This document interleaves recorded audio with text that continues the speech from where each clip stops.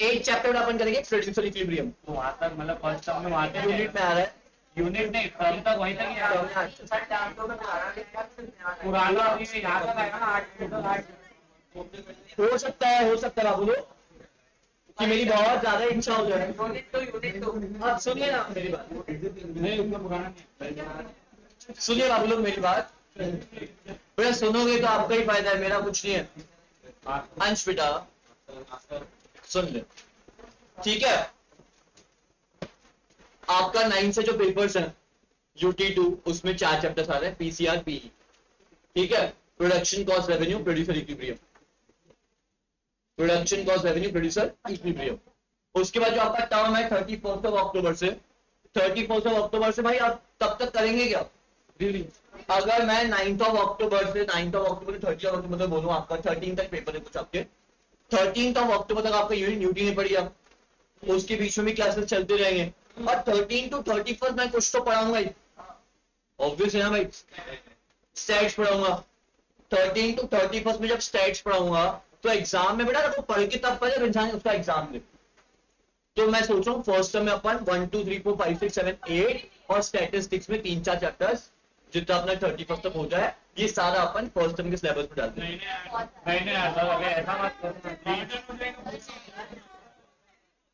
ठीक है, तो जितना मैं आप लोगों को जानता हूँ, जितना मैं खुद को जानता हूँ, हम लोग पढ़ाते बहुत अच्छा, तुम लोग पढ़ते बहुत अच्छा, ठीक है। सो अपन अल्टीमेटली ये करेंगे कि आपके 8 चैप्टर्स इको के और 2 चैप्टर स्टैट्स के मिनिमम में डालो, और ज्यादा कुछ नहीं। स्टैटिस्टिक्स का तो सबसे अच्छा चैप्टर है कोरिलेशन, ठीक है, जिसमें भर भर के बहुत सारे न्यूमेरिकल्स हैं।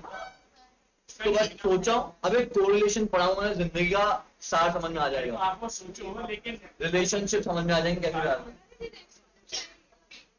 चलो whatever it is बेटा याद ध्यान दो बेटा, किसी के पास पेज छोड़ने की जरूरत नहीं है, नोटबुक आपकी खुद की प्रॉपर्टी है। जब मैं ग्राफ करवाऊंगा PCR तीनों के ग्राफ एक साथ करवाऊंगा, तो आपके लोग पढ़ना इजी हो जाता है, बरोबर। चलो याद ध्यान दो बेटा, और बेटा सिलेबस कितना भी हो, अभी बार ज्ञान दे के आ रहा हूं, अब समझो बीच में ज्ञान दूंगा, ठीक है। इधर बेटा टॉपिक पे आओ, कंटेंट पे आओ। अब अपन बात करें नेक्स्ट रेवेन्यू की, जिसके पीछे आप सब लोग भाग रहे हो, जिसके पीछे मैं भाग रहा हूं, फ्यूचर में आप सब लोग इसके पीछे भागोगे। और नहीं भाग रहे हो तो कुछ नहीं करने का बेटा, सिर्फ 200 रुपए का खुद के ऊपर खर्चा करने का। आज वैसे 16 17 if I not wrong right, कोई 16 में झूल रहा है, कोई 17 में झूल रहा है, कोई येट टू भी 16 होगा, एक आध होगा, एक आध, ठीक है। अब कोई दिमाग से बच्चा है, कोई दिल से बच्चा है, और कोई पैदाइशी बच्चा बड़ा ही नहीं हो रहा, तो बड़ा तो हो गया लेकिन बड़ा नहीं हो पा, ठीक है। अब बेटा आज अगर आपकी 16 17 है, तो मैं आज से कितने साल पकड़ूं जहां पे आप रेवेन्यू के पीछे भागने वाले हो? एक ऑन एन एवरेज 5 पकड़ लूं, किसी को 4 लगेंगे, किसी को 7 लगेंगे, किसी को 70 और लगेंगे, ठीक है। तो एक ऑन एन एवरेज में अपना फिगर लेता हूं 5 साल। अगर आप बोलोगे इसको रिड्यूस करने के लिए, तो मैं एक रेंज ले लेता हूं 3 से 5 साल, जो तुम्हारे दिल को कम ठेस पहुंचाएगी। तो मैंने एक रेंज ले लिया 3 से 5 साल, जहां पे आप सब लोग एक एक्टिव रेवेन्यू के पीछे भागोगे। ऋषि होगा हाँ मेरा तो हो चुका है, ठीक है। When I said active revenue, तो एक्टिव रेवेन्यू का मतलब होता है सुबह उठ के शाम तक सिर्फ रेवेन्यू के पीछे भाग, ठीक है। साइड बाय साइड रेवेन्यू की बात नहीं कर रहा हूं, सुबह उठे तो रेवेन्यू, रात को सोए तो सुबह रेवेन्यू कहां से आएगा उसकी चिंता है, बरोबर। That is called active revenue of the life. तो भाई 3 से 5 साल मैं पकड़ लूं, क्या 3 से 5 साल में आप सब लोग रेवेन्यू के पीछे भागोगे? हाँ कि ना? अगर माही अपन 3 से 5 साल में रेवेन्यू के पीछे नहीं भाग रहे, तो 200 रुपए का कॉस्ट इनकट करने का, 200 रुपए कितना कितना क्लियर हो गया? कितना? 200 रुपए का काय का, 200 रुपए का 4 मीटर पीला कपड़ा लेने का, येलो कलर का क्लॉथ, उसको बिल्कुल सिलवाने का जामे जैसा, ठीक है। जामा मतलब होता है full kurta top to bottom, ठीक है। हाथ में करमंडल लेने का और हिमालय की ओर बढ़ने का। करमंडल हिंदी में ही बोला, अरे हाथ में नहीं करके बाद दो भाई अल्लाह के नाम पे, ठीक है, लोटा नहीं, जो भी होता है ना वो कन्वेंडर प्रॉपर बड़ा होता है, लैम्प टाइप। ठीक है। अब बेटा जो भी है आप वो लेना, और आप सब लोग हिमालय के ऊपर बढ़, बिकॉज इतना मुझे समझा कि ये इतने से दुनिया आपके काम की नहीं है, बरोबर। तो अब बेटा अपना काम है हिमालय की ओर बढ़ना, बिकॉज रेवेन्यू अगर नहीं कमाए, ये जो संसार है पूरा संसार पैसे के पीछे भाग रहा है। अरे तुम लोग बोलो कि ना बोलो, हाँ कि ना? अभी तुम लोग पढ़ क्यों रहे हो? पैसा फ्यूचर में, अबे हाँ मेरे को ये बनना है, मेरे को वो करना है, मेरे को वो करना है, अल्टीमेट गोल सबका पैसा है, बरोबर। अरे हाँ कि ना? अल्टीमेट गोल सबका पैसा है। तुम लोग पढ़ क्यों रहे हो? पैसे के लिए। मैं पढ़ा क्यों रहा हूं? पैसे के। मैं कितना ही बोलूं teaching is my passion, teaching is my love. अरे बेटा प्यार करने के पैसा लगता ना। मैं पूरा प्यार तुमसे कर लूंगा, तो जिसको मुझे प्यार करना है वो तो पैसा मांगेंगे बेटा, ठीक है। जब मैं पेट्रोल लगाने जाता हूँ, उसको गाड़ी में घुमाना रहता है, तो पहले गाड़ी में पेट्रोल लगता है, और पेट्रोल पंप वाला में से इकोनॉमिक्स नहीं पैसा एक्सेप्ट करता है, बोलता भैया पैसा तो काम चले, बरोबर। पूरा दुनिया चलती है पैसे से, और आज अपन वही सीखे पैसा आता कहां से, ठीक है। दुनिया प्यार मोहब्बत से चलती होगी, बहुत ज्यादा चलती है, मैंने माना आपकी हर बात, बट दुनिया में अगर आपको मटेरियलिस्टिक चीजें बाय करनी है तो आपको उसके लिए बेटा पैसा लगता है, ठीक है। अब बेटा पैसा आता कहां से? पैसा आता कहां से? पैसा दो चीजों से आता है बेटा, पैसा दो चीजों से आता है, मैं आपको कल भी एक्सप्लेन किया, ठीक है। या तो आपके अंदर दम होना चाहिए, या तो आपके प्रोडक्ट के अंदर दम होना चाहिए, ठीक है। आपके अंदर दम है तो भी आप पैसा कमा के उठोगे, ठीक है। आपके प्रोडक्ट के अंदर दम है तो भी आप पैसा कमा के उठोगे, ठीक है। पूरा मार्केट में दो चीज चलती है, या तो बंदा या तो धंधा, ठीक है। या तो धंधा मजबूत होना, या तो बंदा मजबूत होना। अगर बंदा मजबूत है तो किसी भी टाइप का धंधा चलाने की ताकत होती है उसके अंदर, और धंधा मजबूत है तो बंदा तो बिक ही जाता है मार्केट में, ठीक है। पर रेवेन्यू आपका दो चीजों से आएगा, या तो प्रोडक्ट मजबूत होना चाहिए, या तो बेचने वाला मजबूत होना चाहिए, बरोबर। मतलब आप जिंदगी का सार, धंधे का सार बता रहा हूं, या तो प्रोडक्ट मजबूत बनाओ, या तो प्रोडक्ट बेचने वाला मजबूत बनाओ। अगर आप प्रोडक्ट मजबूत नहीं है ना, तो बेचने वाला खुद ही प्रोडक्ट है। समझाने क्या बोला? मैं आपको हमेशा बोलता हूं, आपको बहुत कुछ फ्री ऑफ कॉस्ट मिलता है क्या मार्केट में? कितने? अबे भाई बहुत कुछ मिलता है फ्री ऑफ कॉस्ट, बातें मत करो तुम लोग मेरे साथ। ऐसी बहुत सारी चीजें हैं जहां पे आपको बुलाया जा रहा है available at free of cost. I am telling you, market में nothing is available at a free of cost. If something is offered you as a free, then you are a product. आप समझना बात को। मैं free के seminars लेता हूं, when I go for seminars I do not charge for seminars, because जिनको free में सेमिनार दे रहा हूं अगले साल के वो मेरे प्रोडक्ट है। अंदर का सार बता रहा हूं बेटा, मैं बताऊं ये 3 चैप्टर्स में बताऊंगा स्ट्रेटेजीज क्या होती है, ठीक है। अगर बेटा मैं चाहूं तो मैं सेमिनार के लिए चार्ज कर लूं। अब बेटा जब मैं त्रिपुरा जाता हूं, कॉलेज वगैरह जाता हूं, वहां आई charge for my seminars, because मुझे पता है ना वहां के स्टूडेंट चाहिए नहीं, तो वहां अगर बेटा मैंने समय दिया तो वहां से मुझे पैसा चाहिए, एज सिंपल एज दैट, ठीक है। बट जब भी मैं कोई ऐसी जगह सेमिनार लेता हूं जहां से कल मैं रेवेन्यू जनरेट करके आऊंगा, मैं वो सेमिनार के लिए कभी चार्ज नहीं करता, ठीक है।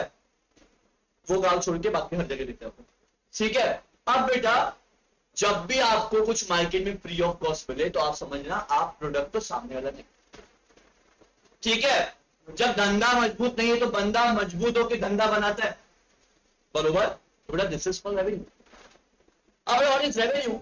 रेवेन्यू कुछ नहीं होता, आप दुनिया में कहीं से भी रेवेन्यू जनरेट कर सकते हो। ऐसे रेवेन्यू, रेवेन्यू क्या होता है? रेवेन्यू का बहुत सिंपल सा डेफिनेशन है, मैंने क्या बेच के कितना कमाया, रेवेन्यू। मैंने क्या बेच के कितना कमाया, दैट इज कॉल्ड रेवेन्यू। बेटा रेवेन्यू अलग होता है, प्रॉफिट अलग होता है, समझे क्या बोलो? बेटा रेवेन्यू अलग है, प्रॉफिट अलग है। अब आप लोग मेरे को बताओ बेटा रेवेन्यू में फर्क क्या और प्रॉफिट में फर्क क्या? What is difference between profit and revenue? Exactly भाई मेरे को बात बताओ, बीपी के पास साल भर में एक खोखे का रेवेन्यू है, क्या एक खोखा मेरा प्रॉफिट है क्या? क्यों भाई? मेरे रेवेन्यू और मेरे प्रॉफिट में फर्क क्यों है? बिकॉज जो मेरे रेवेन्यू और मेरे प्रॉफिट में फर्क क्रिएट किया किसने किया? कॉस्ट ने किया। जब बेटा ये एक खोखे का रेवेन्यू बनाया तो एक खोखे का रेवेन्यू बनाने के लिए बहुत सारे फैक्टर्स चाहिए थे, जिसको मैंने क्या बोला? Factors of production, that is land, labour, capital and rent tax, labour tax, capital tax and on to take profit and losses. जब भी बेटा मेरे पास 1 करोड़ का रेवेन्यू आया, बेटा ये 1 करोड़ का मैंने बांटा भी तो सही। मैंने आपको बताया था 1 करोड़ में से 70% खर्च होता ही है, ये हमारा खर्चा है बेटा साल भर का। आप कितना भी रेवेन्यू बना के आओ, हमारी इंडस्ट्री में हमारे रेवेन्यू का 70% हमारा कॉस्ट है, बेर मिनिमम। जिसको धंधा चलाना आता है वो 70 पे ऑपरेट कर लेगा। मैंने 1 साल धंधा 100% रेवेन्यू इक्वल टू 100% कॉस्ट पे चलाया है। स्टार्टिंग का 1 साल धंधा मतलब whether profit is 0, 100% revenue equal to 100% cost भी हो सकता है। The first year of BPA जहां पे मैंने 100 रेवेन्यू इक्वल टू 100 कॉस्ट इनकट किया था बेटा, मेरा फर्म बीईपी पे आया था, ब्रेक इवन पॉइंट बेटा इसको अपन बोलते हैं, no profit no loss condition. And there is a 100% probability जहां पे मेरा रेवेन्यू 100 हो और मेरा कॉस्ट हो सकता है 150 हो, मैं लॉस में भी धंधा किया हूं एक साथ। बट मैं लॉस में था, ओनर लॉस में था, मनोज बुधवानी नहीं। अब पूछो कैसे? अब बेटा मैंने क्या बोला, वीपीए लॉस में जा सकता है, मनोज लॉस में जा सकता है, इकोनॉमिक्स फैकल्टी लॉस में नहीं जा सकता। आई चार्ज बीपीए फॉर टीचिंग। जब फर्म को पहले साल 7-8 लाख रुपए का लॉस हुआ था, वो 7-8 लाख रुपए में से 15 लाख रुपए कॉस्ट मेरा ही था पढ़ाने का। भाई मैं अगर साल भर काम करूंगा तो 15 लाख रुपए चार्ज करूंगा पढ़ाने के। अब 15 लाख रुपए कॉस्ट है, फर्म के 2 पार्टनर्स थे, ठीक है। अब बेटा मैं तो एक बात बोला, फर्म 8 लाख के लास्ट में भी गया तो 2 पार्टनर्स 4-4 लाख बेयर करेंगे। अगर मैं फर्म से पढ़ाने का कॉस्ट लेता ही नहीं, मैं अकेला 15 लाख का लॉस बेयर करता। लॉजिकली मैंने कितना लॉस बेयर किया, 15 लाख का पैसा कमाया, 4 लाख रुपए दे दिया शेल आउट करके मेरा लॉस। भाई ये मेरा कमाया मैंने और 4 लाख रुपए रख लो लॉस के। अब ओनर और फर्म का लॉस तो भरना पड़ेगा, तो बेटा 15 लाख कमा के 4 लाख का लॉस शेल आउट करना हमेशा बुरा था। अगर पूरे 15 लाख की फर्म को छोड़ देता तो फर्म प्रॉफिट में होता। अब फर्म प्रॉफिट में होता, फर्म अगर मेरे को एक बात बताओ, फर्म अगर 8 लाख के लॉस में था और मैं अपना 15 लाख का फैकल्टी शेयर छोड़ देता, लॉजिक समझता, तो फर्म कितने के प्रॉफिट में होता? 8 लाख के। फर्म 8 लाख के प्रॉफिट में होता, 8 लाख का प्रॉफिट डिवाइडेड बाय 2 पार्टनर्स, मैं कितने कमा जाता? 4 लाख। बेवकूफी होती। लॉजिक समझने क्या किया, फिर से अगर रिपीट कर रहा हूं, मैंने क्या किया, फर्म का मेरा टीचिंग कॉस्ट निकल था 15 लाख रुपए। हो सकता है जो मेरा पार्टनर था, मेरा पार्टनर का टीचिंग कॉस्ट हो सकता है 7 लाख या 8 लाख निकला हो, बिकॉज मेरा टीचिंग कॉस्ट ज्यादा निकला था, बिकॉज मैंने ज्यादा बच्चे पढ़ाए थे, मेरे पार्टनर ने कहा, तो ऑब्वियसली मेरा टीचिंग शेयर ज्यादा निकलेगा, उसका टीचिंग शेयर कम निकलेगा। अगर बेटा इसका टीचिंग शेयर 8 लाख निकल रहा था, मेरा टीचिंग शेयर 15 लाख निकल रहा था, तो अगर ये अपना टीचिंग शेयर छोड़ता तो भी मैं ही लॉस में था, पर्सनल लॉस में, फॉर्म लॉस में नहीं। तो मैंने क्या किया, मैंने अपना 15 लाख का टीचिंग शेयर पहले उठाया। भाई 15 लाख का टीचिंग शेयर उठाओ, आप अपने 8 लाख का टीचिंग शेयर उठाओ, फॉर्म को ढके लॉस में कोई फर्क नहीं पड़ता, आखिरी में ओनर समझते बैठे हो। तो भाई टीचिंग कॉस्ट, मैंने यही बोला फॉर्म को, अगर भाई मनोज की जगह कोई और पढ़ाने आता जो फॉर्म का ओनर नहीं होता, अगर मनोज की जगह कोई इकोनॉमिक्स पढ़ाने आता था, आप उसको पैसे देते? बोले हाँ, हमें को दो, बरोबर। भाई अगर कोई और पढ़ाने आता, आप उसको पैसे देते कि नहीं देते? अब मैं पढ़ाने मेरे को पैसे दो, तो बेटा मैंने अपना 15 lakh teaching share shell out किया था वहां से। अब 15 लाख का टीचिंग शेयर उठाया, फर्म 8 लाख के लॉस में था, 8 लाख डिवाइड बाय 2, मेरे साल में बेटा सिर्फ 4 लाख, ऐसे पूरे 15 से वाइप आउट होता मैं, बरोबर। तो 15 से अच्छा 11 कमा लिए। बेटा यही फर्क होता है रेवेन्यू कॉस्ट और आपके प्रोडक्शन में। बेटा आप फर्म को कभी भी लॉस में ढकेल सकते हो, ओनर लॉस में नहीं जाता।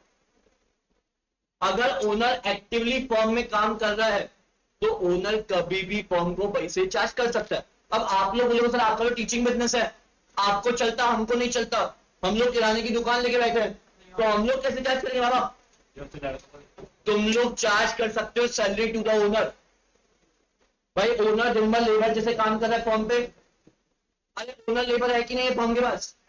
अगर दुकान पे 4 लेबर काम करे तो ओनर टाइम पास कर रहा है क्या? अरे बेटा दुकान पे अगर 4 लेबर काम करे, ओनर लेबर के साथ काम करते कि नहीं करते? आपकी किराने की दुकान हो, कपड़े की दुकान हो, ओनर भी काम कर रहा है, तो ओनर फर्म से सैलरी चार्ज कर सकता है, तो उसके बाद आपका धंधा लॉस में जाए बांधा नहीं। ओनर फर्म को सैलरी चार्ज कर सकता है, उसके बाद फर्म लॉस में जा रहा है, जाने दो, टैक्स बचता है। कौन सा टैक्स भरना पड़ेगा? कंपेयर कर लेना, कॉर्पोरेट टैक्स ज्यादा है, इनकम टैक्स कम है, और इनकम टैक्स में बहुत सारे इवेजन्स हैं। इनकम टैक्स में मतलब यहाँ खर्च हो गया, वहां खर्च हो गया, बेटे की सैलरी, बेटे को स्कूल में फीस भरा, ये सब किया। इनकम टैक्स में बहुत सारे इवेजन्स हैं, वहां से आपको छुट्टी मिल जाती है, इनकम टैक्स आप बहुत जगह बचा सकते हो। ठीक है, अब बेटा इस तरह से आपका रेवेन्यू लॉजिक पे आता हूं। ठीक है भाई, यहां तक क्लियर हुआ क्या? भाई ये समझा कि कॉस्ट, प्रॉफिट और रेवेन्यू में क्या फर्क है?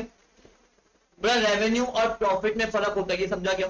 Revenue, revenue is amount of income earn by the firm by the sale of goods and services. बड़ा पूरा गुड्स एंड सर्विसेज बेच के हाथ में कितना आया, दिस इज कॉल्ड रेवेन्यू। समझो रेवेन्यू क्या है? Revenue is amount of income earn by the firm by the sale of goods and services. चलो देखो बड़ा से बड़ा लिखते जाओ, बहुत ही मजा आएगा चैप्टर में। लिखो बेटा, रेवेन्यू की बात कर रहा हूं। Revenue is amount of income, revenue is the amount of income, revenue is the amount of income earned by the firm, revenue is the amount of income earned by the firm, revenue is the amount of income earned by the firm by the sale of goods and services, by the sale of goods and services। पर revenue profit नहीं होता, revenue आपका income होता है। Revenue आपका profit नहीं, revenue आपका income है। अब बेटा मेरे को एक बात बताओ, कर यार आराम से बेटा, मेरे पास 10 रुपए कुछ गुड्स है, ठीक है, ये गुड्स को मैंने 100 बेचा, मेरे हाथ में रेवेन्यू कितना आया? 10 इंटू 100, हाथ में कितना बेटा आपका? 1000। 10 इंटू 100, हाथ में कितना आया? 1000। तो रेवेन्यू क्या हुआ? Revenue the amount of income earn by the firm by the sale of goods and services. बेटा गुड्स एंड सर्विसेज बेच के हाथ में कितना पैसा आया, दैट इज आपका रेवेन्यू। समझा क्या बेटा? What is revenue? Revenue the amount of income earn by the firm by the sale of goods and services. समझा बेटा? There is a difference between revenue and profit. अब बेटा मैं एक बात बताऊं, मैंने 10 वाली चीज 100 बेची, हाथ में रेवेन्यू कितना आया? 1000। क्या 1000 रुपए मेरा प्रॉफिट है क्या? अब बेटा मैं एक चीजें खरीद के आया 800 में, तो मेरा प्रॉफिट कितना हुआ? 200। तो बेटा इफ आई से प्रॉफिट, तो प्रॉफिट क्या होता है? Revenue minus cost gives you what? Profit. Revenue minus cost gives you what? Profit. पर रेवेन्यू निकला आप लोगों ने, revenue is the amount of income earned by the firm by the sale of goods and services, and if I say profit, there is a difference between profit and revenue. But there's a difference between profit and revenue. तो revenue होता है आपका total amount of income earned by the firm, and profit होता है revenue minus cost gives you what? Profit. Revenue minus cost gives you what? Profit. हाँ, profit का simple सा formula होता है revenue minus cost gives you what? Profit. And profit में भी आपके पास 3 पार्ट्स होते हैं। प्रॉफिट में भी आपके पास 3 पार्ट्स होता है। एक होता है आपका BEP, जिसको हम लोग बोलते हैं नॉर्मल प्रॉफिट। बड़े एक चीज बेटा आपकी होती है BEP, जिसको आप बोल सकते हो नॉर्मल प्रॉफिट। समझा बेटा क्या बोल रहा हूं? एक होता है बेटा आपका super normal profit, super normal profit, super normal profit. और एक चीज होती है आपकी बिल्कुल डेफिशिट, और जिसको आप लोग बोल सकते हो लॉस। ठीक है, BEP normal profit, super normal profit and आपका deficit. BEP stands for break even point. आपका BEP stands for break even point, जिसको आप लोग नॉर्मल प्रॉफिट भी बोल सकते हो, जिसका एक्चुअली मतलब होता है no profit no loss condition. No profit no loss condition. अब बेटा आप बोलोगे sir no profit no loss condition थी, तो आपने फालतू चीज बोल के इसको नॉर्मल प्रॉफिट क्यों बोला? अगर मैं स्टूडेंट होता, मेरे दिमाग में डाउट होता, मैं तुरंत पूछता कि सर BEP मतलब नो प्रॉफिट नो लॉस, आपने नॉर्मल प्रॉफिट क्यों लिखा? भाई किसके दिमाग में डाउट आया? बिकॉज मेरे दिमाग से तो आया। सर जब BEP है, BEP को आपने क्या बोला? No profit no loss condition आपकी है। हाँ कि ना बाबू? ठीक है, BEP थोड़ा आपका no profit no loss condition. अब मैंने इसको नॉर्मल प्रॉफिट क्यों बोला? मुझे कुछ डाउट है कि बेटा किसको मैं नॉर्मल प्रॉफिट क्यों बोलता? अच्छा, किसको इसका लॉजिक समझा कि यार नॉर्मल प्रॉफिट इसलिए बोलते होंगे क्योंकि आपका प्रॉफिट नहीं। बड़े स्केल पता है, ये स्केल होती है ग्राफ की। ग्राफ में आपके पास 4 क्वाड्रेंट्स होता है। दिस इज पॉजिटिव साइड, नीचे आएगा नेगेटिव, ठीक है, ऊपर पॉजिटिव नीचे नेगेटिव और बीच में जीरो, बीच में जीरो। अच्छा, नेगेटिव नंबर नेगेटिव है, मैं बोल रहा हूं -2 नेगेटिव नंबर है, मैं बोल रहा हूं +2 पॉजिटिव नंबर है, तो जीरो कौन सा नंबर है?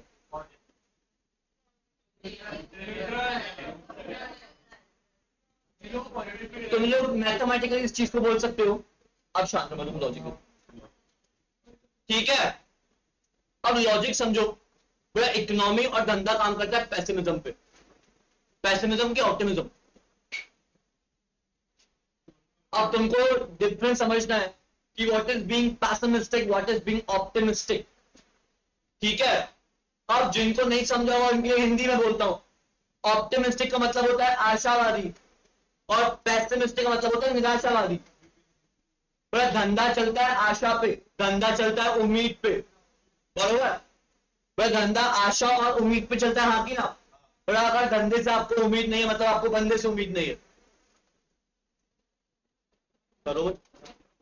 अरे बेटे, धंधे से उम्मीद कौन करता है? बंदा। और धंधे को चलाता कौन है? अगर धंधे से उम्मीद नहीं है मतलब आपको बंदे से उम्मीद नहीं है, और उम्मीद पे दुनिया चल रही है, रुक जाओ। अच्छा, लॉजिक समझो।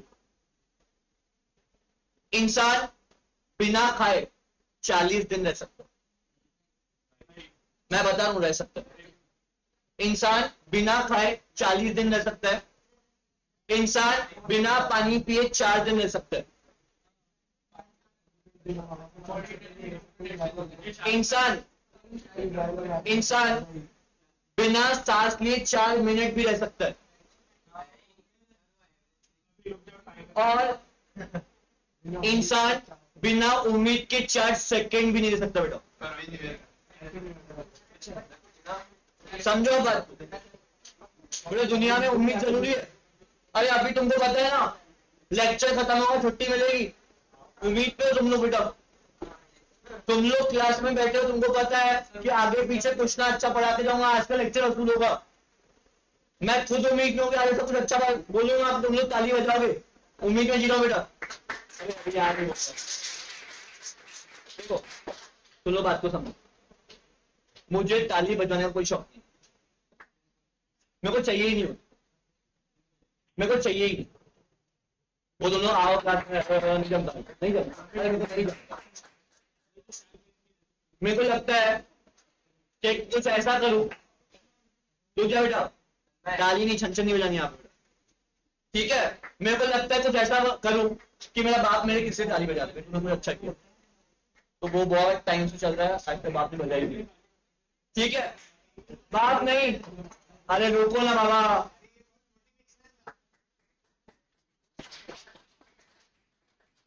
मैं एक बात बता रहा हूं, कल भी यहाँ से गरबा वरबा खेल के गया हूँ, बहुत बहुत नेक्स्ट लेवल पे गरबा किया, मैं इतना थक गया था, घर गया तो गाली खाए, बोले करते क्यों इतना, बोले 24 की उम्र है उसमें थक जा रहे,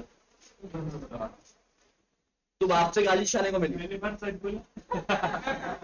बोले उसमें ही थक जा रहे, बोले कल का कुछ हिसाब नहीं, तुम लोग इतना नाच रहे कि तुमको पता ही नहीं चल रहा कल क्या करना है, और वो पैदल चले गए, बोले भूख में जा चलना अपन को स्टेशन, इनको छोड़ने जाना था, बोले तू छोड़ अपन को चलना है, कोई पूछे नहीं क्या कहाँ दर्द हो रहा, कोई दर्द नहीं हो रहा, बोले चल चल 24 साल की उम्र अभी तक के चल, ठीक है। बोले कोई फर्क थकता उठता नहीं, मम्मी अलग गालियां दे रही, कुर्ता उतर नहीं था, कुर्ता मम्मी से उतर रहा था, मम्मी चाटे मारते जा रही, कुर्ता उतारते उतारते सारा पहनते क्यों इतना टाइट है, तो ठीक है। बोला बोलो मम्मी ने क्या पहनने के लिए, अच्छा लगता है पहन ले, जब उतार दो वैसे पीछे पीठ में चाटे भी पड़ रहा, उतर भी रहा, अच्छा ठीक है यार, तुम लोग समझ लो मेरी जिंदगी बिल्कुल तुम्हारे जैसे नॉर्मल ही है, मैं आज भी अपनी माँ के चाटे ही खा रहा हूँ, आते वक्त भी और जाते वक्त भी। अबे मैं बहुत सदुरा लड़का हूँ, बता अपने घर वालों को, मैं सब जाके घर पे बताता हूँ। उस दिन जब मैंने कृष्णा का कांड किया, मैं जाके अपनी मम्मी को बताया दिन को, मैं आज ऐसा ऐसा हो गया, और जैसे ही पापा है, मम्मी ने मेरे पापा को बताया, पापा रूम में आके पूछे क्या करके आया, बोले क्या करके आया, घड़ी फेंक के मारा, ये सब अच्छा अच्छे लोग करते ये सब, मैंने गालियां खाई। मैंने जितना कृष्णा को नहीं बोला उतना मेरे बाप ने को बोला, और वो कहता है कि पूरे 24 साल में कभी पिटा नहीं अपने बाप से, पापा उस दिन रुक गए, नहीं तो पिट भी जाता मैं, बोले मेरे को अपना वो धर्म प्रश्न नहीं करना कि पीटी बोला तूने काम गलत किया, मेरे को बुरा लगा। यार नहीं करना चाहिए, बाप की नजरों में गलत है मतलब गलत है कुछ। अरे नहीं बेटा, पापा उस पर गुस्सा हो रहे थे कि तूने ये सब क्यों किया, नहीं बनता है। गाड़ी खोले गई, उसका कोई वादा नहीं, दूसरी आ जाएगी। पर ये नहीं करना चाहिए, तुम लोग समझ लो, कुछ एबनॉर्मल नहीं हो अब तक, बिल्कुल सेम है। मेरे को भी घर पे 10 बजे पहुंचना पड़ता है। अरे पहुंचना ही पड़ता है, बता रहा हूँ, मेरे घर से तेरे सामने 2 बार फोन आई पापा की, जब मैं तेरे साथ था तो। ठीक है तो बेटा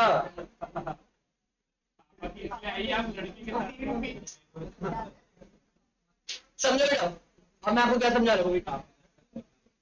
हाँ बेटा, धंधा चलता है आपका उम्मीद पे। अरे लॉजिक समझो यार बेटा, आपका धंधा चलता है उम्मीद पे। मैं बोल रहा हूं, अगर आपका धंधा नेगेटिव में नहीं है और आपका धंधा 0 पे खड़ा है, थोड़ा 0 स्टिल अ पॉजिटिव नंबर। आप लॉस में तो नहीं हो ना बेटा, इसको हम लोग बोलते हैं नॉर्मल प्रॉफिट।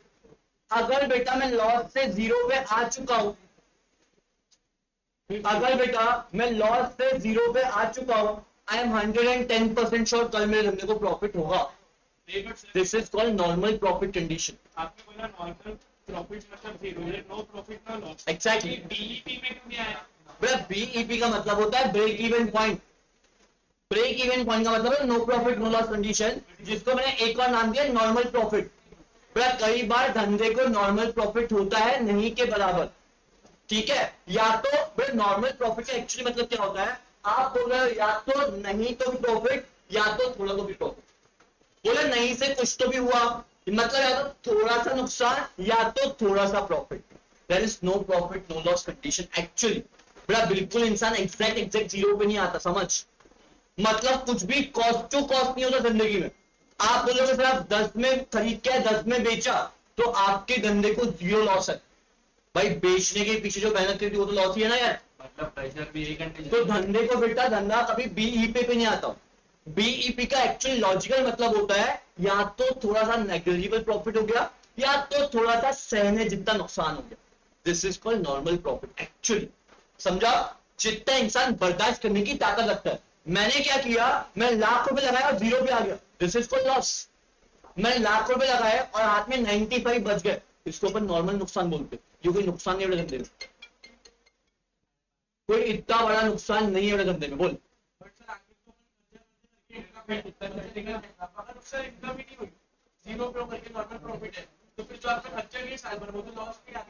हाँ तो जब अपन कैलकुलेटिव पूरा लॉस लेके आएंगे तो तब धंधा लॉस में आएगा। बच्चों अभी के रेवेन्यू की बात करूं, माल खरीद के माल बेचा, माल खरीद के माल बेचा। अब क्या हुआ, तुम लोग आज लाख रुपए का माल खरीद के आए, सुनो मेरी बात को, तुम लोग आज लाख रुपए का माल खरीद के आए, आपको बचे हाथ में 95, लॉस हुआ क्या? नहीं। प्लस साल भर का धंधा बाकी है, साल के आखिरी में समझेंगे प्रॉफिट हुआ कि लॉस हुआ। समझ लो, पूरा अक्यूमुलेटेड प्रॉफिट लॉस और कॉस्ट कैलकुलेट किया था। यहाँ तक समझो, यहाँ तक क्लियर हुआ। आपने जो बोला वो पार्टनर थे जिनने आधा तो पे किया, तो आपने फैकल्टी के थ्रू पे किया। अगर अभी आपको समझ लो तो आप इतना क्यों पे करो? भाई अभी कोई नहीं पे करेगा ना, अभी तो सिर्फ मैं पे करूंगा, एक क्यों ना रू, तो अब कोई भी फैकल्टी को पे करेगा। फीस ली थी तो फैकल्टी की थी ना, तो तो भाई मैं फैकल्टी की फीस लिया था, भाई धंधे का ओनर भी था, तो ओनर ने पे किया ना, फैकल्टी ने नहीं। मैंने 4 लाख रुपए ओनरशिप की पोजीशन में पे किए, फैकल्टी की पोजीशन में नहीं। भाई यहां तक क्लियर हुआ क्या? यहां तक सॉर्टेड है। अब बेटा अगर आपका धंधा 0 पे भी है तो आप कंसिडर करो आप no profit no loss condition में हो, आपका धंधा यहां से प्रॉफिट में जाएगा, बरोबर बरोबर। अब अच्छा मेरे को एक बात बताओ, how many of you thinking कि अपन ये साल में कुछ तो भी एक स्टार्ट करेंगे? मैं सिर्फ सोच की बात कर,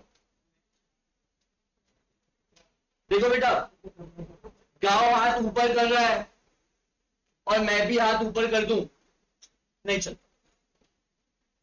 मैं एक्चुअली कुछ करने वाला हूं तो हाथ उठाओ। मैं ये क्यों बोल रहा हूं फाजिल, बड़ा बोलने का रीजन ये है कि आज अगर आप हाथ उठाते हो, कल ये गांव बोलेगा तूने भी हाथ उठाया था ना, हट कुछ किया नहीं तूने, ये आपको अंदर से डिमोटिवेट करेगा। मजाक करो, मतलब एग्जाम्पल दे रहा हूं, बड़े ये चीज आपको डिमोटिवेट करेगी, आपको बिल्कुल पसंद नहीं आएगी और आपको लगता है आप सच में कुछ करने वाले हो, तो 110% आई एम अप। मैं आपको कभी बताया 100 में से बेटा सिर्फ 2 लोग होते जो धंधा कर पाते हैं। तो आप उन 2 को 200 में कब कन्वर्ट करोगे आपको बताओ, और आप कर सकते हो, कोई बड़ी बात नहीं। तो उसके बाद एक रेवेन्यू की स्टोरी बताता हूं बढ़िया, तुमको समझेगा। मैं तुमको एक लॉजिक दूंगा, यहां ध्यान दो, मस्त की स्टोरी बताओ रेवेन्यू के पीछे। बहुत मेरे को मेहनत लगती है सब निकालने में, समझने में, ठीक है। अब मेरे को एक बात बताओ, धंधा स्याना कि बंदा स्याना? बरोबर, बरोबर। पर धंधा कभी स्याना नहीं होता, धंधा बनाने वाला स्याना होता है। आज भी नागपुर में ऐसी बहुत सारी कोचिंग्स है, घमंड नहीं कर रहा हूं, हमारा जितना मार्केटिंग कॉस्ट है उनका उतना रेवेन्यू भी नहीं, कॉमर्स कोचिंग्स, बरोबर। जितना भी स्पेंड ऑन मार्केटिंग उतना उनका रेवेन्यू नहीं है साल भर में। तो मुझे लगता है धंधा तो हमारा स्याना है ही।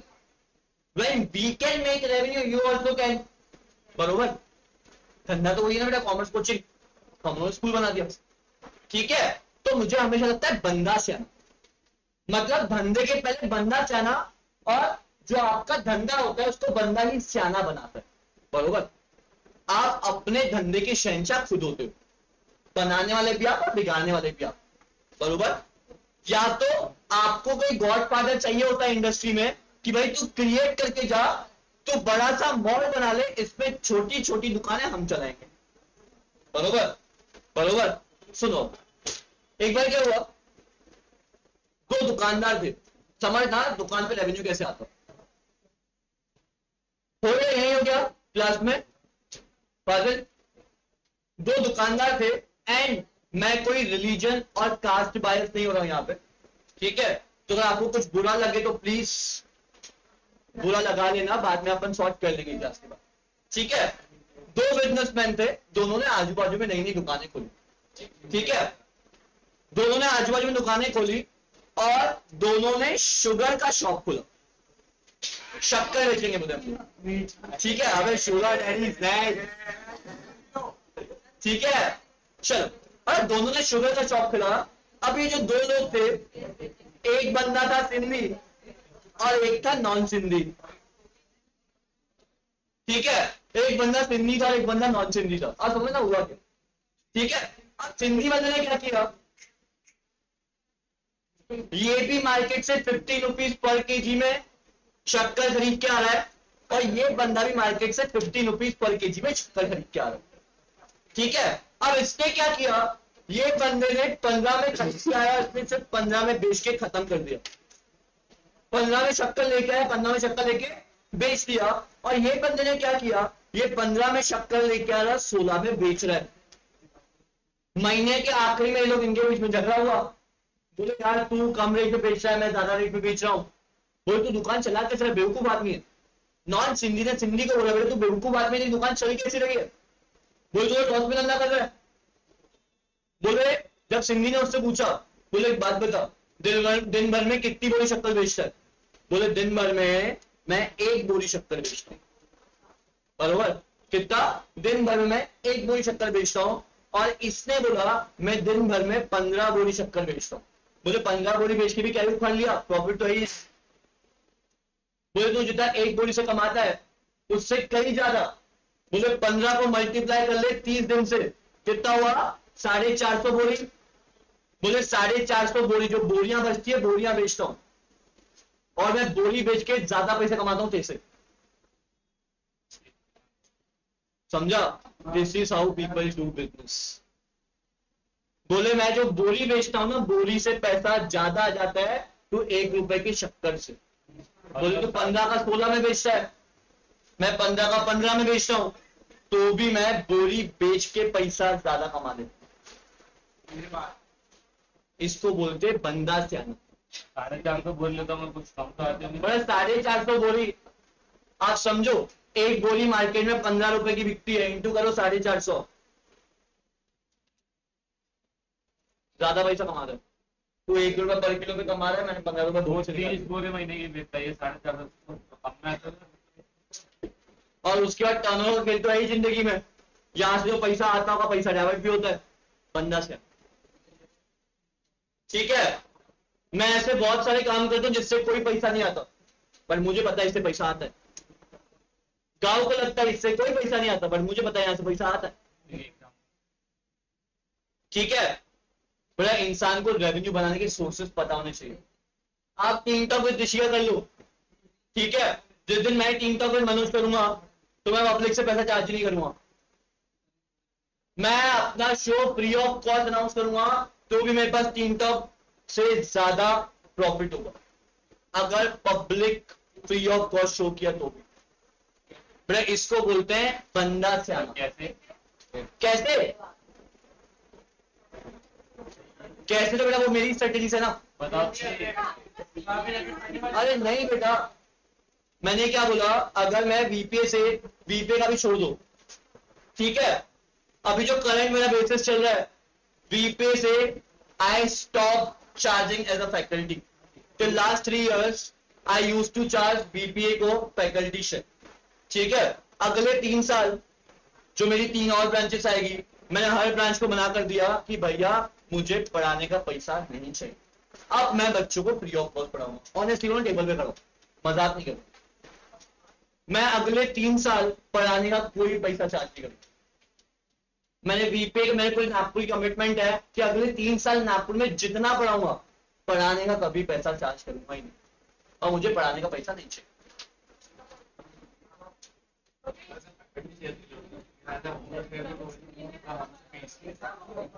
ठीक है, तो मैं अगले 3 साल नागपुर में जहां भी पढ़ाऊंगा, I won't charge for teaching, I will only charge in profits. जितनी भी ब्रांचेस होगी, I will only charge in profits, not in faculty share.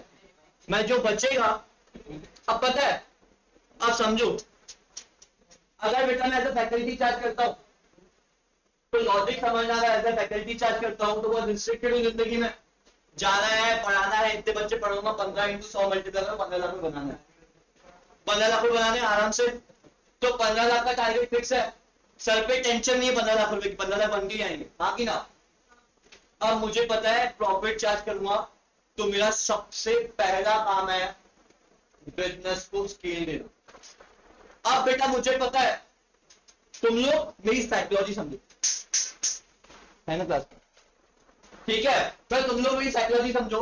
अगर मैं बिजनेस को एज अ फैकल्टी चार्ज करूं तो कितना कमा लूं, 10 लाख, 12 लाख, 15 लाख पर से, इसके ऊपर नहीं कमा पाऊं, इसके ऊपर नहीं कमा पाऊं भाई। हाईएस्ट फैकल्टी हो जा रहा है, फैकल्टी शेयर 15 लाख बहुत ज्यादा बेटा, एक फॉर्म में, एक फॉर्म में 15 लाख का फैकल्टी शेयर बहुत बड़ा शेयर, मतलब एक फैकल्टी को 1 घंटे का 15 लाख रुपए पढ़ाने का बहुत बड़ा शेयर हो जाता है, इसके ऊपर नहीं आएगा, ठीक है। अगर बेटा मैं सिर्फ फैकल्टी बन के चार्ज में कितना कमाऊंगा, 12 लाख 15 लाख रुपए फॉर्म से।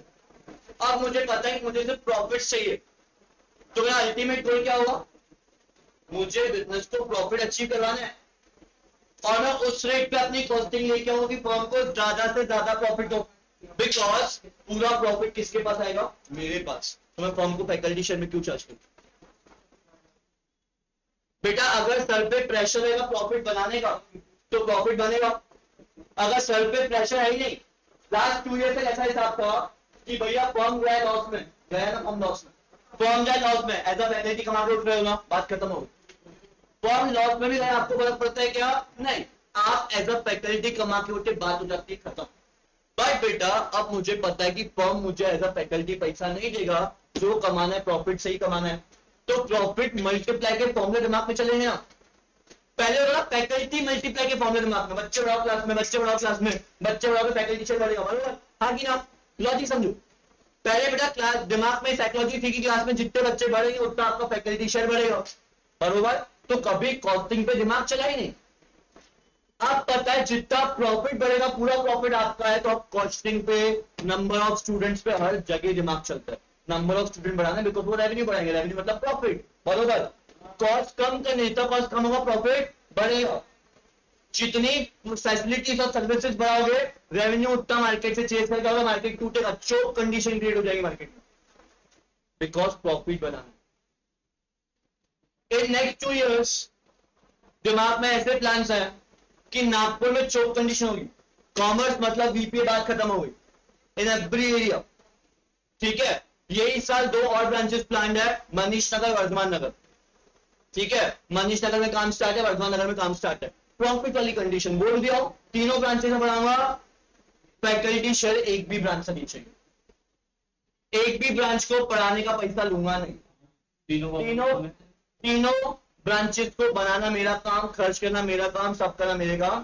प्रॉफिट बचा तो मेरा, नहीं बचा नुकसान भी मेरा। बात तो कोई खत्म। मैं प्रॉफिट बना पाया तो मनोज की किस्मत, लॉस बना पाया मनोज की किस्मत, बरोबर। मेरे को चाहिए ही नहीं कुछ। वो 2 ब्रांच ओनर तो आपका पैसा बनेगा इसे, या तो डूबेगा या तो बने। मैं खुद जाऊंगा पढ़ाने, मैनेजमेंट। वाला बता। ठीक है। अब बेटा the logic behind this, the logic behind this.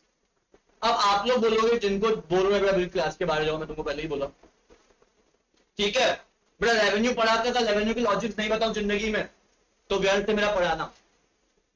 I told you how to make profits, and बेटा in order to make profits ना, धंधा नहीं बंदा सियाना होना इंपॉर्टेंट है, ठीक है। और अब बंदा सियाना भी क्या है साहब, मैंने बोला it's all about how a businessman psychology works. मैंने अभी आपको साइकोलॉजी का एग्जांपल दिया।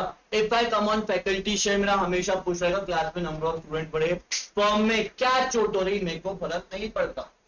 एक क्या 4 डेस्क बेंच तोड़ दो, मेरे बाप का क्या, फैकल्टी शेयर उठा ले जाऊंगा, बरोबर बरोबर। अब बट हर चीज समझते, कॉस्टिंग कैसे रिड्यूस करनी, कॉस्टिंग कैसे करनी, it's all about the psychology of business. बड़ा जैसा सोचोगे वैसा पाओगे, बरोबर बरोबर। And you always get what you seek for, I always say बेटा what you seek for you will get it, ठीक है। अब बेटा इसके पीछे लॉजिक क्या था, इसके पीछे लॉजिक होता है ग्रोथ का। बेटा फर्म की ग्रोथ या बंदे की ग्रोथ, समझो क्या बोल रहा हूं। मैं आपको बताया था कि मैं आपको एक मैथमेटिकल इक्वेशन बताऊंगा, सिद्धार्थ क्या करना छोड़ देना, ठीक है। अब बेटा इसके पीछे लॉजिक है ग्रोथ का। मैं ऐसा था फैकल्टी पढ़ाने उतर जाऊं, अच्छा साल में अगर 3 फॉर्म में पढ़ा रहा हूं, फादर 3 जगह जाके पढ़ा रहा हूं, ऐसा फैकल्टी, इकोनॉमिक्स फैकल्टी, मैक्सिमम कितना कमा सकता हूं? बेटा जरूरी नहीं ना हर फॉर्म में इतने बच्चे लेके बैठा हूं, हर फॉर्म में अलग अलग नंबर ऑफ स्टूडेंट्स हो सकते हैं। ये अपन पूरा नागपुर का जो ये एरिया है अपने नाम पे चलता है, मनीष नगर में I will pay new view, बरोबर। पर सोचना पड़ता है, गुडविल कुछ भी हो बट सोचना पड़ता है, धंधा लेके बैठता है। पहले दिन से 100 बच्चे तो किसी बैठूंगा नहीं मनीष नगर में, तो भाई अगर फैकल्टी पे आता हो तो जितने बच्चे पढ़ाऊंगा उतने पैसे लेके आऊंगा, बरोबर। तो अगर ये ब्रांच से 15 लाख, दूसरी ब्रांच से 8 लाख, एक ब्रांच से 10 लाख, ऐसा फैकल्टी कितना कमा के उठूंगा बेटा? 33 lakhs, बरोबर बरोबर। This is my maximum earning उस 3 जगह पढ़ाने के बाद। तुमको गांव का कोई भी बंदा आके बोले मैं फैकल्टी हूं और साल के 50 लाख रुपए कमाता हूं, until unless it is Vipul VP Dharampeth, ठीक है, सामने से बोल रहा हूं। नागपुर का कोई भी फैकल्टी आके बोले कि मैं साल में 50 लाख 60 लाख से पढ़ा के कमाता हूं, मुंह पे गाली देके भगा देगा अपने सामने से। मैंने क्या बोला, कॉमर्स फैकल्टी, छवि मैम 8, 9, 10 पढ़ाती है, उनका बहुत पैसा है, ठीक है। कॉमर्स का कोई भी फैकल्टी आके बोले तुमको मैं साल में 50 लाख 60 लाख 70 लाख रुपए कमाता हूं, ठीक है, बच्चे पढ़ा के कमाता हूं, बोलना बेवकूफी वाली बातें मत कर। अगर ऐसा है तो गिना फिगर्स, सीधा बोलना फिगर्स एक बार गिना दे। मैं बोल रहा हूं एज अ फैकल्टी मैं नहीं कमा पाऊंगा 50-60 लाख रुपए, अरे पॉसिबल ही नहीं भाई। सुनना मैं फिगर्स गिनाऊं, मैं बोलो चल इकोनॉमिक्स का फीस कितना, इकोनॉमिक्स का फीस कितना 15,000 रुपए, अब इसकी फीस कितना 15, 16 करूं उसको 15,000 रुपए, 15,000 इंटू 100 बच्चे कितना हुआ 15 लाख रुपए, बरोबर बरोबर। अभी 100 बच्चे पढ़े मैक्सिमम एरिया में, 100 के ऊपर औकात ही नहीं है किसी की, 100 बच्चे होते भी नहीं तो भी गिन लिया मैक्सिमम फिगर। 11th में पढ़ाया 100, कितने हो गए 15 लाख। 12th में फीस 20,000 रुपए कर दिया इकोनॉमिक्स की, 20 इंटू 100 कर दे कितना हो गया 35 लाख रुपए इन टोटल। खर्चा तुम्हारा बाप भरेगा, 35 लाख रुपए टोटल रेवेन्यू आपका, 35 लाख रुपए टोटल रेवेन्यू, ठीक है। 35 लाख रुपए में मैंने क्या बोला, चलो आप बहुत ही दिमाग वाले हो, हम लोग 70% खर्चा करते आप 40 करो, भाई आपके पास दिमाग ज्यादा हमारे पास कम। बड़ा फैकल्टी चार्ज है ना 35 लाख रुपए, तो आपकी और जो आपके फॉर्म में, अभी मैं एक बात बता रहा हूँ, अगर गांव का कोई भी कॉमर्स फैकल्टी बोले कि मैं साइड में 70-80 लाख रुपए कमाता हूँ सिर्फ पढ़ा के, तो बोलना गिना दे फिगर्स। तो खर्चा फैकल्टी का क्यों होगा? हाँ बेटा क्या, ये मैंने टोटल रेवेन्यू बोला फैकल्टी का, यहाँ रहना बेटा। अच्छा फैकल्टी बीपीए में इकोनॉमिक्स का फीस कितना 15,000 रुपए, तो बीपीए का मेरे को पूरा 15,000 पे करेगा क्या? बीपीए बोलेगा बेटा जब मनोज को इकोनॉमिक्स पढ़ाने आता है तब खर्चा लगता है, जब तेरे लिए बच्चा घीसना पड़ता है, मार्केट में पोल लगाना पड़ता है, उसका खर्चा कौन भरेगा? रेंट कौन भरेगा? फैकल्टी अलग। अब मेरे को एक बात बताओ, अगर वसीम सर का फीस भी कर दूं, वसीम सर का अकाउंट का फीस 15,000, बरोबर, अगर 15,000 के वो 100 बच्चे ही पढ़ा तो पूरे 15,000 वसीम सर को उन्होंने कहा कि तुम्हारा बेटा जब वसीम सर पढ़ाने आते, अरे ऑनेस्टली बात है ना, वसीम सर अगर बेटा 15,000 के 100 बच्चे पढ़ाएंगे 15 लाख रुपए, बरोबर, तो पूरे 15,000 फीस नहीं दे सकता, बिकॉज 15,000 के पीछे खर्चा करना पड़ता है। बड़े आईपीएल यहाँ पे चलेगा, बिजली का बिल भरते ना अपन, तो मनोज नहीं भरता, बीपीए भरता है। तो बेटा जब बीपीए वो खर्चा भरेगा तो खर्चा काट के देता है, आप समझ रहे हो? बेटा वो खर्चा काटता है। अरे सर ने 100 बुक्स प्रिंट कराई तुम्हारे लिए, 200 रुपए की एक बुक 20,000 रुपये कौन भरेगा? बीपीए भरेगा। बेटा बीपीए नहीं, फैकल्टी का, फैकल्टी शेयर करता है वहां से। बेटा पूरी 15 की फीस हाथ में 15 हैंडओवर कर दिए, तो बेटा बीपीए को खाना खाने मंदिर जाना पड़ेगा। अरे मैं तो एक बात बता रहा, लॉजिकली समझो ना, तुम लोग लॉजिकली समझो भाई। मैंने बोला अकाउंट की फीस 15,000 रुपए, इकोनॉमिक्स की फीस 15, मैथ की फीस 15, कितने हो गए? 45, 5,000 रुपए पीई की, 5,000 रुपए बीएसटी की, कितने हो गए? 55। अरे सब आ गया, ये तुम्हारी टोटल फीस। अगर एक एक फैकल्टी को, एक को 15, एक को 15, एक को 15, 5 दे दिए, तो बीपीए के हाथ में क्या बचा? तुम्हारे 55 तो बढ़ गए। जब तुम्हारे 55 बढ़ गए तो बीपीए रेंट, बीपीए इलेक्ट्रिसिटी, कल तुम्हारा डीजे का उसका पैसा कौन भर के देगा बेटा? मंदिर से लेके वो पैसा ओनर अपनी जेब से भरेगा। ओनर कहां से भरे? हाँ ओनर वहां से भरेगा। तुम्हें 15 लाख रुपए कमाए ना इकोनॉमिक्स पढ़ा के, चल दे पैसे, तो पढ़ाएगी क्यों फिर पढ़ाने क्यों आया? मैंने बोला कि मैं 3 साल फ्री ऑफ कॉस्ट पढ़ाऊंगा भाई, प्रॉफिट पकड़ के। सर जो कल आपने खर्चा किया वो बीपीए में चार्ज किया, तो बीपीए में शेयर करता है अलग लेवल पे, उसके लिए अलग कैलकुलेशन होता है। तो मार्केट का कोई भी फैकल्टी बोले 50 लाख 70 लाख रुपए पढ़ा के, बोला चुप रहे, फालतू बातें करने का नहीं। 50 लाख रुपए अकाउंट में फ्रीज पड़े हुए हैं तो काम के नहीं है, चुप रहे, फैकल्टी है कॉमर्स का। 50 लाख कहां से पड़े पास? मैं वही बोल रहा हूँ ना बेटा, अब जब वो 50 लाख ऑफर करेगा तो 100 नहीं, दिन में 1,000 बच्चे पढ़ाएगा मेरे से। लॉजिक समझा? मतलब 15,000 फीस चार्ज करके कितना करेगा? 1.5 करोड़।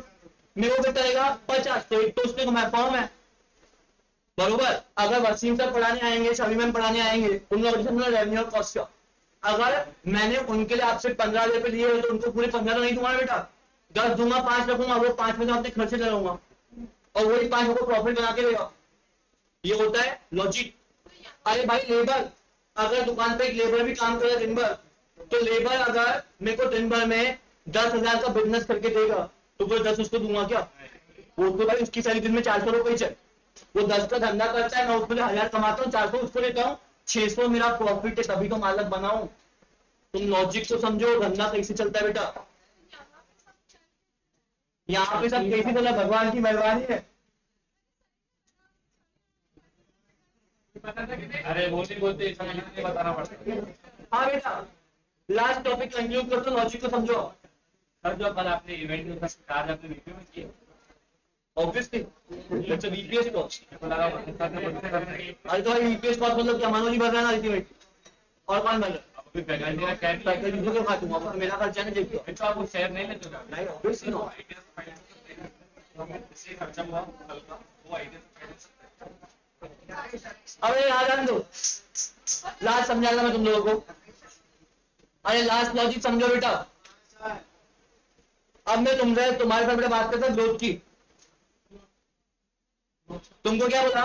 मार्केट का कोई भी फैकल्टी बोले कि मैं कमा रहा हूँ पढ़ा के 50 लाख 60 लाख 70 लाख 1 करोड़ सिर्फ कमा के, पढ़ा के, बोलने का नहीं, फालतू बातें नहीं करने का। हम लोग बच्चे अगर चूतिया बिल्कुल नहीं बनाने का, मुंह पे बोलने का बेटा। और अगर नहीं समझे तो बोलेगा फिगर्स गिना दे एक बार।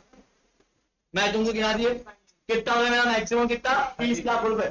30 to 35। अबे जब 100 बच्चे बना उठता बोलनी तो चाहिए, मार्केट के पास ही नहीं है।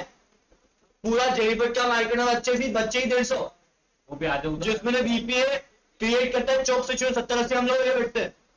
बच्चे कितने 50 60 70 बाकी के 100 आए कहां से आपके पास? फालतू बातें नहीं, बरोबर। अब समझो मैं तुमको अपनी इंडस्ट्री समझे कैसे करती है। अब बेटा मैंने आपको क्या बोला, अगले 3 साल 3 ब्रांचेस नागपुर, बाहर की बात नहीं कर रहा हूं, अगले 3 साल 3 branches Nagpur. I simply said कि मैं पढ़ाने का 1 रुपए भी चार्ज नहीं करूंगा, बरोबर। मैं सारे बच्चों को 3 ब्रांचेस 3 साल फ्री ऑफ कॉस्ट पढ़ाऊंगा, ठीक है। जहां पे मैं पढ़ाने का 1 रुपया नहीं लूंगा, बाकी प्रॉफिट्स की अपनी हिसाब। अब इसमें ना कॉन्सेप्ट जुड़ा हुआ है ग्रोथ का, ठीक है।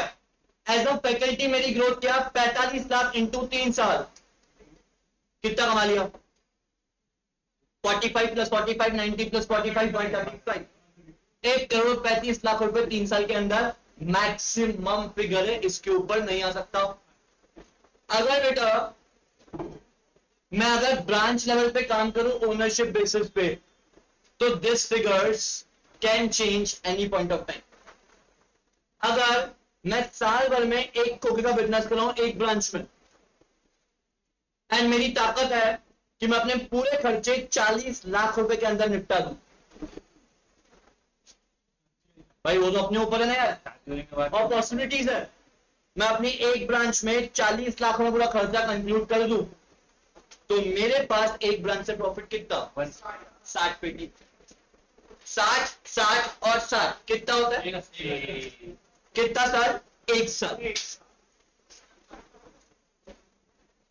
अब बेटा इसमें ग्रोथ जो आपका है और इसके रेप्लिकेशंस तुमको मैंने एक साइड दिखाया, और अगर ब्रांच को हर साल 1 करोड़ का रेवेन्यू आके 90 लाख का खर्चा होता है, तो 10 10 10 30, तो मैं 15 से और उतरा।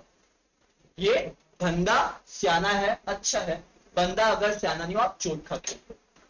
तो बेटा लॉजिक समझो, लाइफ में 2 टाइप्स की ग्रोथ होती है, you have to choose wisely. बेटा ये समझना, बाकी पूरी क्लास में नींद आई हो कोई बात नहीं, ठीक है। ये समझना बेटा लाइफ में 2 टाइप की ग्रोथ होती है, और लाइफ में किसी भी टाइप की ग्रोथ के लिए आपको रिस्क लेना पड़ता है, आपको कुछ ना कुछ दाव पे लगाना पड़ता है।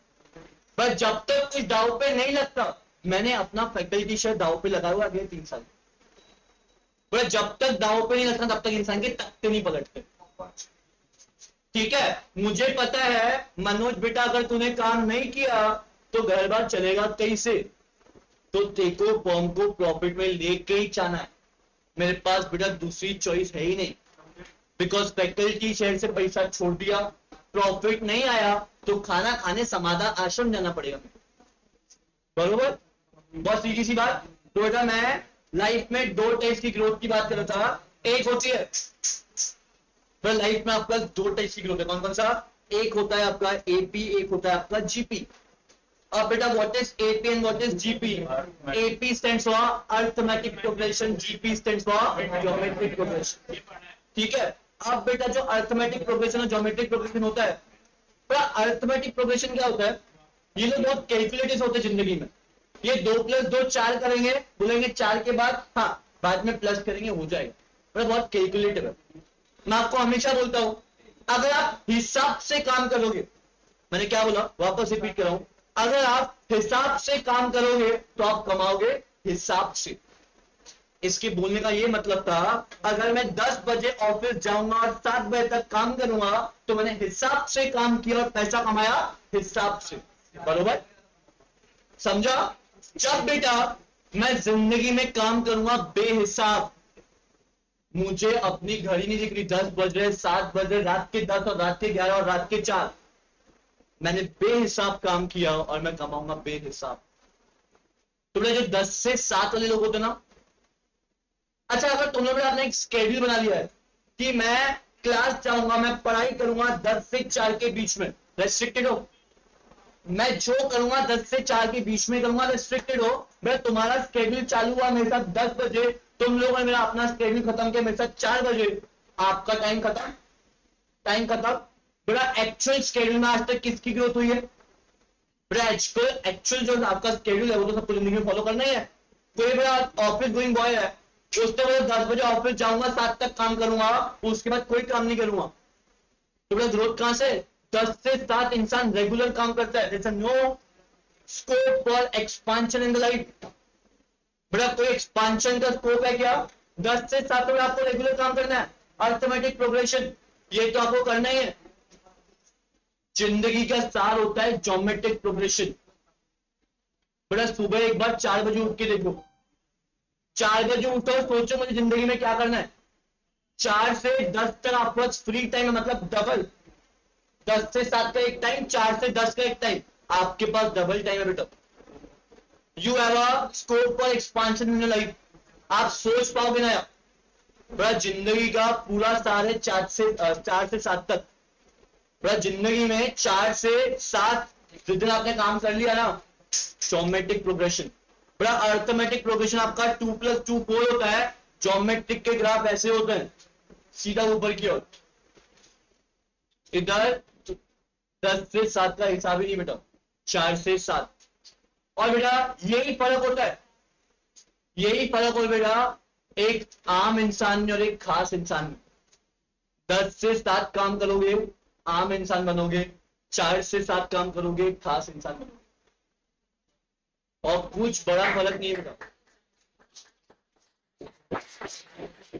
दुनिया का साथ 4 से 7 मैं बता रहा हूं। अब आप लोग बोलोगे सर ये 4 से 7 हमको जमता नहीं बेटा, किसी को नहीं जमा, मेरे को नहीं जमा आज तक। और एक बार ट्राई करो मेरी जिंदगी में, एक बार ट्राई करो। अभी स्टूडेंट्स हो, अभी एक बार ट्राई करके देखो, और कुछ फर्क नहीं पड़ता बेटा। 10 दिन की बात होती है, और 10 दिन कर लिया ना फिर आदत हो जाती है। कोई भी चीज है दुनिया में 21 दिन फॉलो करने फिर आपको आदत हो जाएगी। और ऐसे बहुत सारे स्टूडेंट्स हैं कि सर ये नहीं हो रहा, सर पढ़ना नहीं हो रहा, सर ये नहीं हो रहा, सर वो नहीं हो रहा। अब बेटा कुछ नहीं होगा जिंदगी में तुमसे। आप दुनिया का कोई भी एग्जाम क्रैक करने बैठो, सिंपल सी फिलोसॉफी एग्जाम के पीछे। आप सीए करो, सीएमए करो, सीएस करो, लॉ करो, आप डॉक्टरी करो, इंजीनियरिंग करो, कोई फर्क नहीं पड़ता। आई एम टेलिंग यू, अगर आपको एक लॉजिकल चीज बता दूं ना, आप दुनिया के किसी एग्जाम में फेल नहीं हो सकते। अभी मैं तुमको बोला 10 चैप्टर दे रहा हूँ फर्स्ट टर्म में, तुम लोग रो दिए, फिर 10 चैप्टर पढ़ेंगे कैसे? बोला आपकी 500 पन्नों की बुक है, याद जान दो, आपकी 500 पन्नों की बुक है, कितनी बार पढ़ सकते हो साल में उसको? 2 बार, 3 बार, 6 बार, 10 बार? मैं बता रहा हूं एक बार भी नहीं, ढंग से एक बार भी नहीं। रिवाइज करने बैठोगे दूसरी बार, बरोबर? थोड़ा 500 पन्ने की बुक आप पढ़ने बैठोगे, अरे ह्यूमन माइंड है, थक जाता है, याद नहीं रख पाता है। 500 पन्ने मजाक नहीं होता, तभी लोगों ने कंप्यूटर्स क्रिएट किए। अगर ह्यूमन माइंड सब कुछ स्टोर कर लेता कंप्यूटर्स नहीं बनते, ठीक है? ह्यूमन माइंड बेटा 500 पन्ने स्टोर करने की ताकत में ही नहीं है, कुछ नहीं करने का। दुनिया का कोई भी टाइप का एग्जाम देना है ना, 500 पन्ने की बुक को 50 पन्ने में कन्वर्ट करने का, जिसको हम लोग बोलते हैं शॉर्ट नोट्स। और ऐसा तो हो सकता है बेटा, ये तो पॉसिबल है। 500 पन्ने की बुक को 50 पन्ने में कन्वर्ट करने का। वो 50 पन्ने की बुक कितनी बार पढ़ सकते हो? 10 बार। और बेटा आपने एक ही सिलेबस जब 10 बार पढ़ा है तो फेल होने की पॉसिबिलिटी 0 है, 0 पॉसिबिलिटी है। मैंने आपको 10 चैप्टर भी दे दिया, आपका काम क्या है? 10 चैप्टर 50 पन्नों में दिए हैं, 4 पन्नों में 10 चैप्टर्स कन्वर्ट करने। जहां 4 पेज में 10 चैप्टर्स कन्वर्ट हुए, 40 बार पढ़ लो, खत्म होगा। सर आपने बनाया था सर? पूरा एपीजीपी में खेलना है। और ग्रोथ के लिए बेटा सेक्रीफाइस करना पड़ता है।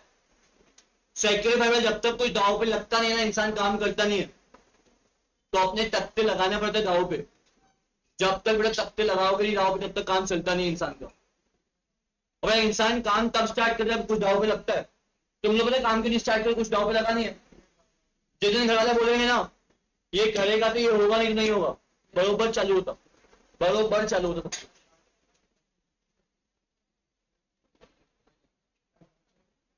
क्या हो डन पॉलिटिक? सर आपने बनाया था 4 दिन से।